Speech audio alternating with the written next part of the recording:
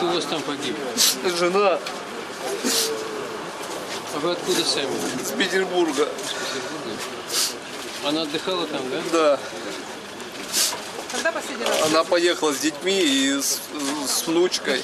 Внучка с детьми приехали раньше, а она вот позже.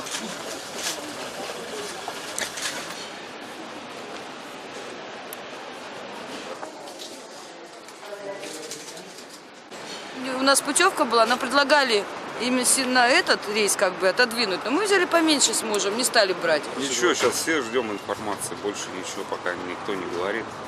Все ожидали. Люди держатся. Да, там психологи работают, люди держатся. Будут брать кровь на ДНК, а больше ничего не говорят.